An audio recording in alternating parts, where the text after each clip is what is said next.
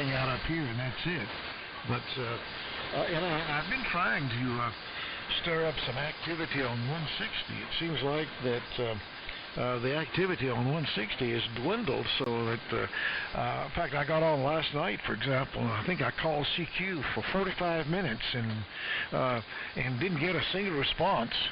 But something, it's kind of strange. I don't know what's going on, but I get on 160 and I'll call CQ and stand by, and I'll hear a unmodulated carrier come on. You know, sounds like somebody tuning up, ready to give a call, and I listen and wait, and the carrier keeps coming on, and then but nobody ever puts any audio on it or gives me a call or anything. But it seems like that I can call CQ, and that stirs up the unmodulated carrier, but they never call. So I don't know what's going on there, but it seems like that happens regularly when I try to place a CQ on 160. But 160 is almost, it seems like this season has become a ghost town. Just a very small handful of AM stations that I hear, and not that many more sideband stations actually. You know, very often I tune across the band. There might be, you know, I could probably count all the sideband signals on one hand, certainly on both hands. Although they usually got a bunch of digital emissions down on 1840, but sometimes the digital stuff on 1840 is the only thing you hear on the band. You know, and go down lower in the band, and often it's not. There's not a single signal on CW down on the lower end of the band. So it seems like that 160 is kind of become a ghost town. Maybe the fact that 75 is not going long like it has been. Some more people are staying on 75, or maybe even working at higher frequencies, whereas you know, a year or two ago, you know, 75 would go long, and 160 was about the hour then you could get on and talk to anybody closer than 500 or 600 miles. Maybe that's the reason that there was much more activity then than there is now. But for whatever reason, you know, I sometimes feel like the Lone Ranger when I'm on 160, trying to establish a contact. But anyway, Paul, you're coming in very well. So let me pass it back. I guess the one that I haven't heard from the longest, I believe, would be Ernie. So KD2BRM and the crew. This is K4KYV. Okay, very good, Don. K4KYV and the group KD2BRM. I did step outside to grab a beer before. I don't know. Paul? Did you get a chance to come in? I did, and it's your turn. So just go. I didn't say anything consequential, and if I did, I'll repeat it. You know me. Oh, okay, no, because I ran upstairs and then I forgot I had to put the cover on the 2 eggplant parmesan trays I made. I'll send you a picture shortly for tomorrow's edible festivities there. So yes, I missed a little bit of the go around, so I didn't catch everything Don was saying. I heard the lack of activity on 160. Yeah, I don't have anything here to really work there as far as antenna, and I'm usually not even available that time of night. So I do zero on 160. Most of my time is here on 40. But yeah, so that's all I got to add to the QSO. So let me throw it back to you then, Paul. I don't know if Artie's still in there, but I'll throw it to you and you send it where it needs to go. WA3VJB KD2BRM. Yeah, okay, and I'll comment on the eggplant parmesan. Boy, that sounds good. I was hearing you guys talk about that. I loved your restaurant comparison there. What it would be 2 sterno trays worth. I like that. And yeah, it sounds good, making my mouth water too. We're going to be cooking a couple of steaks here this evening that my mom sent up from Omaha Steaks. The concern that they send you a big, thick ice chest of frozen steaks with grain-fed cattle. It's really good stuff. And it's like a 6 blister pack of them, and I'm going to peel 2 of them off, and they've been thawing all day, so we'll throw them on the grill. I still have charcoal. Was it on here the other night? I think so. where people talk about how the changing seasons, it seems like as soon as Labor Day rolls around, they start rolling out the Christmas trees. And one of the things I notice disappears is the charcoal briquettes. You know, right after Labor Day, they think nobody cooks out anymore. Well, we do, and it kind of bothers me. So I usually will buy an extra couple of bags that I don't really need and just keep them in the garage for over the winter. When you get those days where you got a big smelly fish or something like that, you want to cook it on the grill instead of in the house. Well, it's the same with these steaks. You really get the most out of them when you add that charcoal smoked flavor to them. So I'm going to be lighting the grill up here in probably 20 minutes or so and getting that going, having us a nice Christmas Eve meal. So, yeah, not too much else. I heard Artie in there. He made a transmission as well, and then he turned it over to Don. So I think we're caught up. I'm going to pass it back over to Artie and see what else he's got going. Don, I will comment on 160. I haven't been on there for probably 20 years when I used to be on there with the T368. I just found the nature of operating a little too slow moving for me. You know, it's already nighttime and I'm ready for bed, and most of the time it was on a work night and all these other reasons besides having 260 feet of wire up in the trees from the front of the driveway to the back of the house. And the first storm that came by and took them down, I did not have enough incentive to put them back up again. And although I could get on with a broadcast transmitter on 160 using one of these highway information antennas that I've picked up that's cut to 1900, I would need to put some ground radials out beneath that vertical in order to really do it upright. And although I've got it mounted in the backyard and ready to go, it once again is a lack of motivation to join you down there on 160. I keep seeing postings from Mike, W3SLK, who may very well be listening at the moment, and he's been down there as well, calling every so often, so you probably have run across him too, calling like ships in the night. Here comes Artie. Let us know if you need to hit the door or something. I heard you say the same thing. N2MIN, and then you kick it back to Don with Ernie after that. WA3VJB. How copy this evening? Okay, WA3VJB in the group N2MIN. Very good on the barbecue in there, Paul. And, yeah, we barbecue all winter. Of course, I got a gas grill with a side burner. I do all my frying outside so I don't stink up the house and grease up the house with the fumes. But anyway, we do it all winter long there. And we did get a package in the mail, Omaha steaks too. Came in a big freezer box. So we got the same thing you got. Very good on the steaks. And yeah, the meat's very good. The meat is delicious. And with that, we're gonna get out of here. Gonna go up and get something to drink. Getting kind of thirsty. Good to hear all you guys. Wish everybody healthy and happy Christmas. Merry Christmas. And a Happy New Year. And Paul, your single is phenomenal up here. Big single, as usual, from Annapolis. So we'll give you 73s, and we'll turn it over to Don, K4KYV, down there in Tennessee, from N2MIN in the group. 73s, guys. Okay, Artie, N2MIN and the crowd from K4KYV. Real good to run into you, and I hope to do it again real soon. Well, happy holidays, and we'll catch you later on, I'm sure, before the season plays out. Yeah, well, Paul, if you have that TIS antenna, that's all you need to do would be to lay down some radios, and that would work. But like you say, it takes motivation. Now, you know something I'm thinking about, too, along the same lines. When I put in the antenna system, I built this tower. Actually, I put the finishing touches on the tower. And I remember it was in May 1981 was when I got the last tower section up and started to put up the doublet antenna that the big doublet that I'm using right now. That went up once the tower was completed in 1981.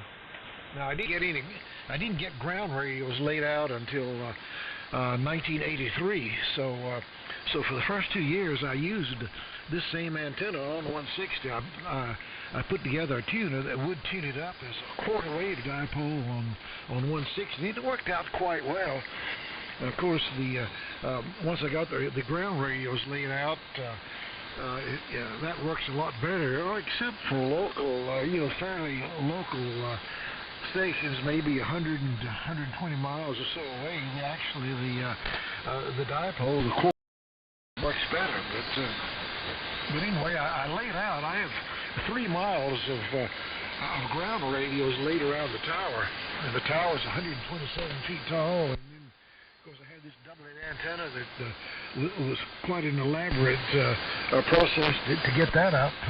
So I put a lot of work into the antenna, and it includes getting the 160-meter antenna going. And when I got on there, it was of course, in the early 80s. There was a lot of activity on 160. Sometimes on a wintertime weekend nights, the band would be just as crowded as 75. It could be very congested. But anyway, I worked a lot of stations, and I remember there was one winter season where I think I got on 75 maybe a half a dozen times the whole season, and all the rest I did on 160. But I was just thinking the other day that if I was just starting out today from zero and building a station, putting everything together, and the conditions being the way they are, or if the conditions had been the way they are back in 1980, 81, I would not have gone to all of the trouble and expense of putting up that antenna system to make it work on 160, because there's so little activity on the band now that I don't think it would have been worthwhile. I just wouldn't have gone to the trouble. But at the time, the band had just freshly been opened. They had just taken the Loran off the band and opened it back up as a full-fledged amateur radio band, and there was a lot of activity in the 80s and 90s. Maybe even into the 2000s, and I think it was sometime into the 2000s I began to notice the activity dwindling a little bit, and it's been dwindling ever since, and it seemed like that every year there's less activity than there was before. And I've noticed 75 is kind of the same way, that I'm not hearing the activity on 75 that I heard just a few years ago. Maybe a lot of people are on the higher bands now that the sunspot cycle is rolling around. Maybe there's more activity on the higher bands, and that's taking people off of 75 and 160. But even 75 and 40, it's hard to say if it's how things have gone on this band. But I like to get on here, especially during the day.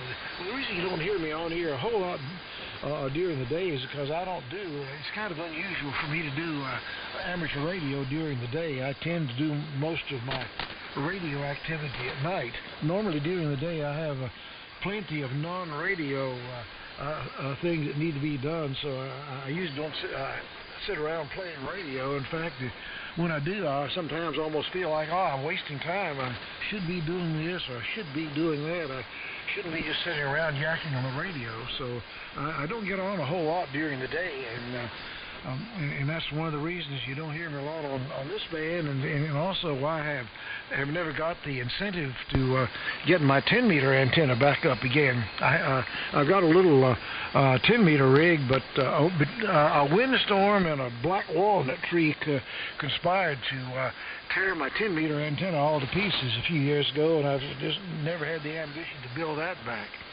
Anyway, let's see. I'll pass it on around. Now. Does it go back to Artie, or does it go back to Paul? I'm not sure. I think Artie might be the one that I haven't heard from the longest. So go ahead, Artie.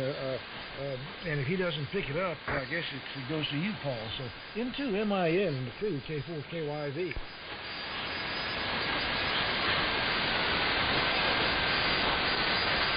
Yeah, I think I already signed, Paul. Yeah, that's what I got. Go ahead, Ernie. Oh, okay. Yeah, well, again, don't really have anything to add to the 160. Yeah, that was something I never got into, again, due to lack of space. And, I mean, I could put up a dipole, but it would be so damn low, it really wouldn't be worth the time and energy. Almost like what, what Don was saying there. I mean, he put up a better station there for 160, but, yeah, it kind of mirrors what you were saying, Paul. Between the work schedule, and the kids and the family and everything else, even if I wasn't working nights, I wouldn't be on the radio at, 11, 12, 1 in the morning. I get in my car and I get ready to go to work at 9:30, 10 o'clock, and, I try to listen for, like, KDKA coming out of Pittsburgh on 1020. And some nights I could tell they're out there because they're actually having a little bit of adjacent interference with like 10-10 winds here out of New York City. And that's when I know the band conditions would be really, really good probably for 160. But I'm going to work, or I'd be going to sleep. So, it's, I don't know, maybe the digital end of it is busier. I think I heard Don mentioning something in reference to that, but I don't know if that was busy or not busy. Because a lot of people like farting around with magnetic loops or just more on the, on the piss weak side as far as an antenna, but they play with the digital modes and it makes them warm and fuzzy back to them thousands of miles away. But, an actual phone QSO would fail miserably, under those same, working conditions. So, I don't know. Yeah, 75 I don't play often either. Again, I have limited time to get on. Paul knows I'm usually on in the, early afternoon to late afternoon. It's really the only time I have to play radio, but I work nights, Don, so it's like my schedule is probably, 90 or 120 degrees out of phase with yours, so I don't feel guilty when I get on the air at 4 o'clock, but there are times, though, I take a break in the summer because I just got too many other things to do. So I mirror your, your comments there about playing radio in the day and feeling guilty. But this time of year, I don't. No grass to cut. Leaves are cleaned up unless there's a snowstorm. I've worked the overnight. I come home, the kids are in school. So I don't feel guilty about getting my butt cheeks on the air and playing a little, little 40-meter AM. But I was on 75 a couple years ago because 40 was too long during the day. I'm sorry. Steve was just sending me pictures of oysters here. Good Lord, clams and oysters. Sorry about that. I got thrown off with food. I did send you the picture too, Paul, of the eggplant parm.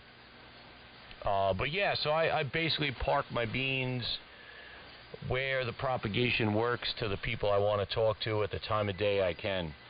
So I won't repeat that because I probably will screw it up. But you know what I mean, Paul. W83VJB. Good, Don. Your signal's coming up too, by the way. I guess I'm on the dark side of the gray line now. So that last go around, you were at least like 10 to 15 over. So propagation is improving from your station to my station. So I'll throw it back to Paul. WA3 VJB in the group, KD2BRM. Yeah, very good. And nice signals all the way around. 73 to Artie there. And to MIN having signed. If you're still listening, look for you again. Hello to Steve. I heard you planning on going out doing some oystering today, so I guess that was successful based on the picture that's come into Ernie's place there. That sounded good. And a little bit cold for me to be out on a boat, but more power to you. Yeah, Don, I think I concur with Ernie. You kind of go where the action is. When I was on 160, the nature of operating is very slow moving. I'm a member of the gray-haired net. I don't know which number I was assigned 25 years ago, but that's worse than. Well, the gathering is ponderous. It takes forever, and nobody seems to connect one transmission to the next. Everybody makes a monologue, and turns it over to the next person. And it's not a round table in the traditional sense that, you get a page full of notes and you pick and choose a couple of people's comments to respond to. So that wasn't very satisfying. And then around 1885, you'd find some people on who I knew from 75, and there were a number of broadcast transmitters on there that would have a very healthy signal and good audio and all. But again, it seemed to be fairly thin for satisfying conversation. And you mentioned the digital contacts and the activity that's down there. It reminds me of one of the threads that I recently read on QRZ.com, where there are people who are enamored of digital modes because they don't have to talk. They prefer, because they're capable of a limited exchange of conversation with somebody they don't know. And they have a hard time fathoming sitting around like we do and making, 10-minute transmissions back and forth with pages of notes and comprehensive thoughts and, satisfying conversation that goes some depth. So the style of operating doesn't match my interests of really getting to know a topic and somebody's opinion on it, or, holding something else up to the light to discuss for the evening or the afternoon whenever we happen to be on. So the style of operating itself is one thing that deprives me of motivation to get on 160. I recently put an inverted V up on 10 meters to take advantage of cycle 25 that's underway, because I was getting busted on a regular basis by a couple of guys in the UK who I used to talk with during cycle 23. I skipped 24 entirely. But anyway, I finally worked the guy who was my main antagonist. Why aren't you on 10 meters? G3YPZ, John. Finally worked him on 10. Yeah, I'm in the logbook. Hi, fine business. And I promptly gave up on it. And the antenna's still up there, but the band is not as healthy as it was during 23 when I had the homebrew transmitter on up there, and I could carry on for like a couple of hours with any specific station I connected with, because the signal still held up, 10, 15 over 9 for a couple of hours in the mornings on the weekends. So 10 meters is still kind of thin as well. But for my amount of radio time, what's available to me, and again, it's sort of like you say, Don, where you've got other things to do. 40 meters is very satisfying for the time of day I can afford to do it. And occasionally, over First Coffee, I'll get on 75 meters down low on 3705 with those guys in upstate New York. And we'll have a really good conversation up to when the sun gets too high in the sky and my signal way far away starts to fight a boy. So that's the scheme of things, Don. You're not going to find me on 160 anytime soon. But I'm glad you're waving the flag down there. Good for you. I recently reconnected with WA0RCR, Doug, who runs the Gateway Bulletin Service on 1860 AM. And it's nice to know he's still doing that down there, too. So I presume you're aware of that going on still. K4KYV and KD2BRM, WA3VJB. WA2. Yeah, of course, I know Vern personally. I've met him many times at various hamfests, and I've talked to him on the air back when he used to get on and do just regular amateur radio conversation. We used to work quite often. In fact, I feel that I made a contribution to his station because I remember it was back in the early 1980s. He was getting that bulletin service together, and I don't know what kind of antenna he was using. He was putting out a pretty decent signal, but he was wanting to put up what I assume he still has now, which is a vertical. It's not quite a quarter wave. I think his vertical may be something like 80 or 90 feet. It's not a full quarter wave, but in a way he was putting up this vertical and laying out a good ground radio system, but he needed a base insulator. He didn't have a base insulator for the antenna, and I just happened to, back then I used to take remember the old Ham Trader yellow sheets? and I used to subscribe to that. And one of the issues of Yellow Sheets, there was this radio sales. It wasn't quite like fair radio, but they sold some modern equipment, and they had some surplus stuff. And anyway, they advertised in the Yellow Sheets that they had a base insulator, just for the tower that Vern had. So right away, I got in touch with Vern. I said, you need to contact. I think it was the name of the company was Madison Electronics in Houston.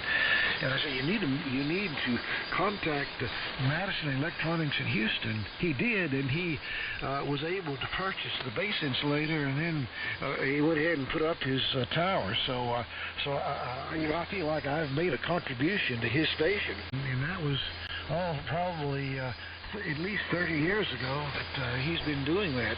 He used to get on, I think, every day, but then I think his work timetable got in the way, so I think now he only gets on Saturday evenings. But he used to call it, well, it used to be the Gateway 160-meter net. It was a net that net on 1860, and then at certain times every evening he would run the bulletins, but now I don't think the net even is active anymore, and he only gets on Saturday with his bulletin service. But he is still around and still operating that. Well, I never really noticed the 160 being any slower about conversation than 75. Yeah, I am aware of the gray-haired net, and I believe Steve, WA1QIX, is quite active in that. But the problem with me here is that so many of those guys, they're up in New England, and they just don't put a readable signal down this way. I can hear them in there way back in the background, but most of the time I'm not able to even copy anything they say. So I don't like to jump into a large group to start with. And I don't like to jump into a group when I don't hear everyone. And with the gray-haired net, it's a larger group, and I don't hear everyone. So that's why I very, very seldom participate in the gray-haired net, although I am aware that they exist, and I can sometimes monitor them and copy some of the stations quite well. But I tend not to hang around on any specific frequency or any specific band at any time of day. I might pop up anywhere at any time. So, it's kind of hard. So, people say, well, what frequency do you get on? Where can I catch you?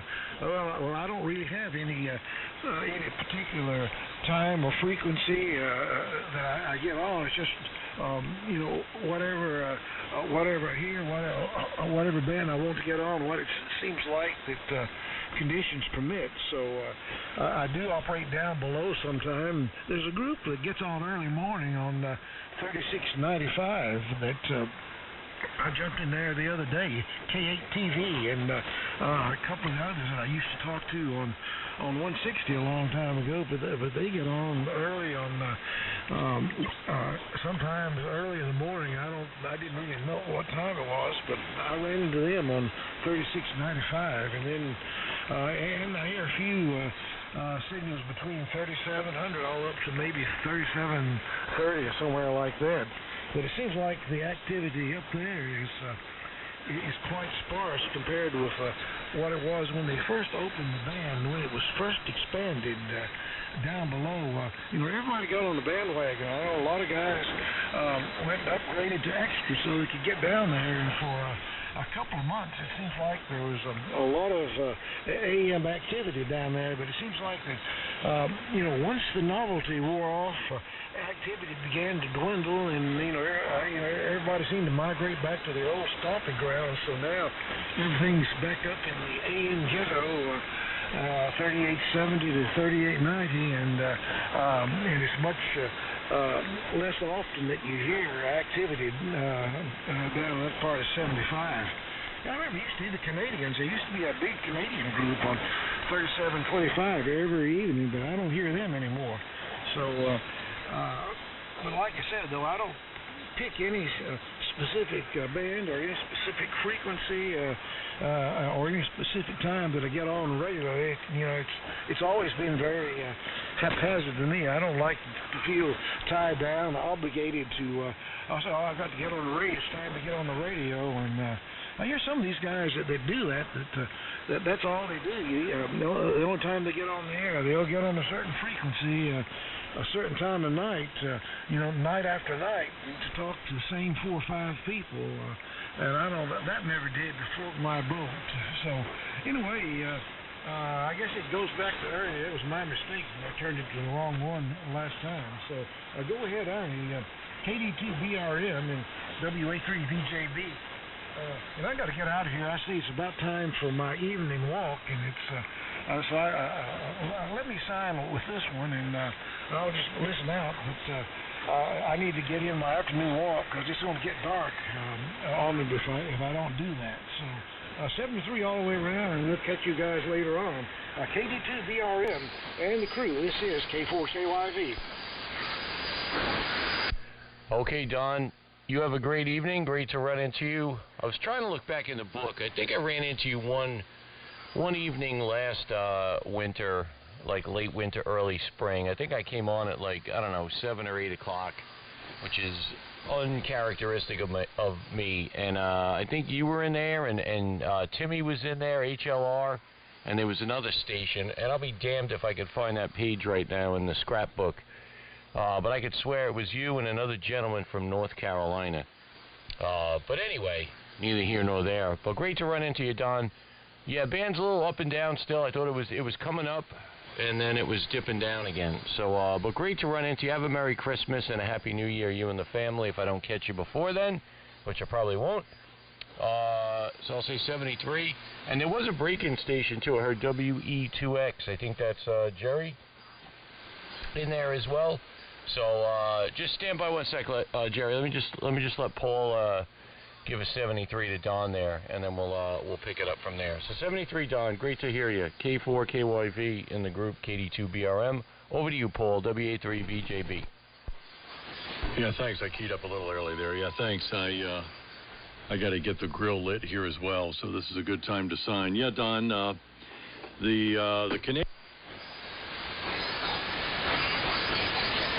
The Canadians are still in there. I dropped my wireless switch and it turned off. The Canadians are still in there in the evenings, and there also is a second morning group to draw your attention to. Dave, KA2J, and some people as far south as Pennsylvania will check in on 3720, I think 8 o'clock Eastern time. So if your day starts around there with any radio time availability, not only the 3705 bunch that's in there at around 6:30, 7 o'clock, but also at 8 o'clock you got 3720. And then for the PM side of things, there's a Texas group that gets on 3725 at 9 o'clock Eastern time. 9 or 10 o'clock Eastern time, I forget which, but they're on 37 and a quarter. So there actually is some sustained AM activity down low where the FCC expanded the phone band. I'm very gratified to see that happen. It seems anymore that the 3885, 3880 frequency are nothing more than AM net frequencies with scheduled activity almost every weeknight. And if you're living in an area like I am, if those nets are in the south or in their Midwest and you're trying to work into the Northeast, you interfere with them. So I pretty much migrated down low, Don. You can expect to find me down there at night and early in the morning. So please take a look from now and again, and we can get caught up from there. Ernie, I missed the calls of the station checking in. I'll listen for a little bit here, but I do have to light the grill now that it's getting dark out and get those tenderloins on. I don't have the smartphone out here with me. I'll look for the pictures when I get in the house. I brought the dog instead of the phone. KD2BRM. And see you later, Don. Good to hear you this afternoon. K4KYV out of there. WA3VJB. Signing but listening. Okay, Paul. Yeah, the other station is WE2X. And, Paul, there is another nice way to make those tenderloins, or really any steak. I stumbled across a indirect way of cooking them, or a it's called reverse searing. And basically you could do them in the oven, or you could do them on the gas grill, you could do them on the charcoal grill, but the whole idea is to keep the oven temperature. If you're going to do the charcoal, put it on one side, put the steaks on the non-charcoal side, keep it about 250. I have a chart, I could send you the picture. The nice thing is you could do these in the winter because you could do them in the oven. You could also set your indoor oven to 250. And again, you'll follow the time frame for the thickness of steak and the wellness that you want to cook. And then when it's ready, you just get yourself your cast iron skillet and get it up as hot as you can with some avocado oil and butter to the smoking point. And then you sear those bad boys on both sides and even the sides of the steak. You know, the tread, we'd call it, if you turned it sideways and made it into a steak wheel. Comes out, when I say restaurant quality, man, I'm not kidding you. So anyway, go light the grill. Let me turn it over to Jerry, assuming he's still in there.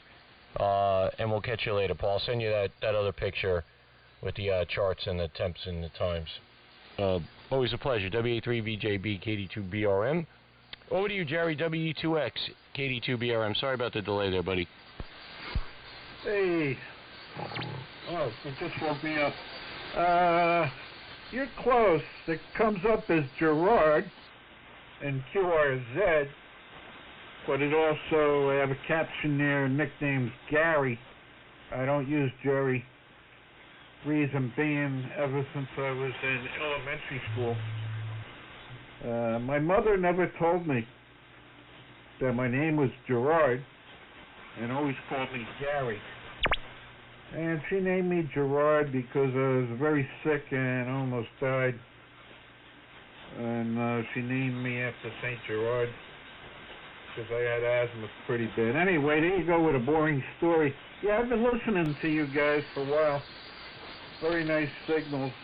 You know, let me make sure you're copying me because I was seeing QSB. Are you copying me, Ernie? And hello to Paul. Go ahead, Ernie.